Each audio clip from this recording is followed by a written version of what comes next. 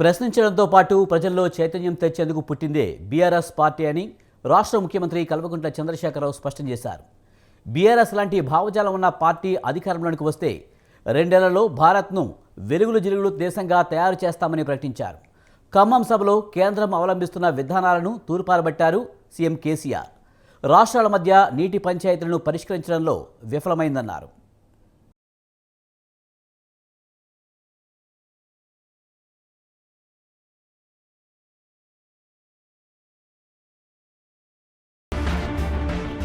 ఖమ్మం బహిరంగ సభలో కేంద్రం అవలంబిస్తున్న విధానాలపై గురి ఎక్కుపెట్టారు సీఎం కేసీఆర్. సకల సంపదలకు నెలవైన భారతదేశంలో ఎవరిని అడుక్కోవాల్సిన అవసరం లేనంత సంపద ఉందని, అయినా దేశం దరిద్రంలో కొట్టుమిట్టాడటం విచారకరమన్నారు సీఎం కేసీఆర్.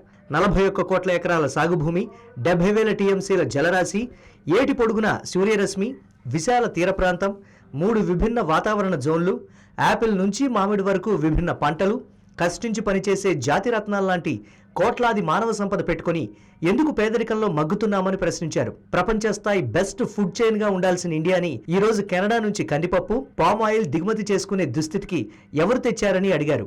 75 సంవత్సరాల తర్వాత కూడా దేశ ప్రజలకు రక్షిత మంచినీరు ఇవ్వలేకపోతున్నామంటే ఆ పాపం ఎవరిదని అడిగారు. వీటన్నింటినీ సాధించడానికి పుట్టిందే బీఆర్ఎస్ అన్నారు సీఎం కేసీఆర్.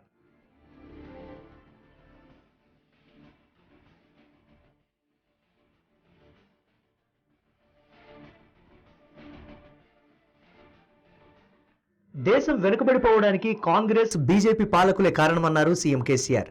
ఈ దుర్మార్గానికి కారణభూతాలు దొందేనన్నారు. దేశంలో 4,10,000 మెగావాట్ల విద్యుత్ సామర్థ్యం ఉండి 2,10,000కు మించి వాడటం లేదు. అన్ని రాష్ట్రాల మధ్య నీటి పంచాయతీలు పెట్టి ఉత్పాదకత లేకుండా చేస్తున్నారని కేంద్రంపై మండిపడ్డారు. భారతదేశం అంతా 24 గంటలు కరెంట్ ఇచ్చినా 1,00,000 కోట్లకు మించి ఖర్చు కాదని, ఈ పని చేయడానికి మోదీకి మనసు రాదని ఎద్దేవా చేశారు. తెలంగాణ రైతు బంధు, 24 గంటల కరెంటు దేశమంతా ఇవ్వడం బీఆర్ఎస్ విధానంగా చాటారు. విద్యుత్ సంస్కరణల పేరుతో ప్రైవేటైజ్ చేయడం తాము అంగీకరించబోమన్న సీఎం కేసీఆర్, విద్యుత్ కార్మికుల సహకారంతో విద్యుత్ రంగాన్ని ప్రభుత్వ సెక్టార్లోనే అద్భుతంగా పనిచేసేలా చేస్తామన్నారు. అయ్యా మోడీ గారు, మీ పాలసీ ప్రైవేటైజేషన్, మా పాలసీ నేషనలైజేషన్. ఇలా అమ్ముతా అంటున్నావు.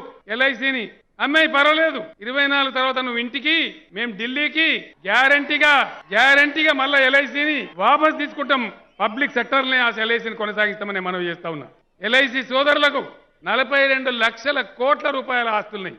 లక్షలాది మంది ఎల్ఐసి ఏజెంట్లు ఉన్నారు, లక్షలాది మంది ఉద్యోగులు ఉన్నారు. భారతీయుల ఆత్మతోని, సామాన్యుని కుటుంబంతోని వెనవసిపోయిన పేగు బంధం ఉన్న సంస్థ మన ఎల్ఐసి. దాన్ని అప్పనంగా అడ్డికి పావుసేరు ఇష్టం వచ్చిన మా సాహుకారులకు అమ్ముతామని మోడీ గారు నువ్వు ఊళ్ళూరుతున్నావు. నువ్వు అమ్మినా మళ్ళా మేము వాపస్ తీసుకుంటాం. ఎల్ఐసి ఏజెంట్ మిత్రులారా, ఎల్ఐసి కార్మికులారా, సింహాల్లాగా గర్జించండి, పిడికిలెత్తండి, బీఆర్ఎస్ ను బలపరచండి, ముందుకు పోదాం, మన ఎల్ఐసిని రక్షించుకుందామని మనవి చేస్తా ఉన్నా. నష్టాలన్నీ ప్రజలపై వేయడం, ఆదాయాల్ని వ్యక్తులకు పంచడమే కేంద్రం పాలనా విధానమని విజయన్ అన్న మాట వాస్తవమన్నారు CM KCR. Modi policy privatisation అయితే తమది నేషనలైజేషన్ అని నొక్కి చెప్పారు. బీజేపీ 42 లక్షల కోట్ల విలువైన ఎల్ఐసిని అమ్మితే బీఆర్ఎస్ అధికారంలోకి వచ్చాక అదే ఎల్ఐసిని జాతిపరం చేసి కాపాడతామని తెలిపారు. ఎల్ఐసి ఉద్యోగులు, ఏజెంట్లు, పాలసీదారులు అందరూ బీఆర్ఎస్ కి తోడుండాలని కోరారు. ప్రైవేటుకు లాభసాటి వ్యాపారాలు అప్పగించే బీజేపీ ఆటలు సాగనివ్వబోమని సీఎం కేసీఆర్ హెచ్చరించారు.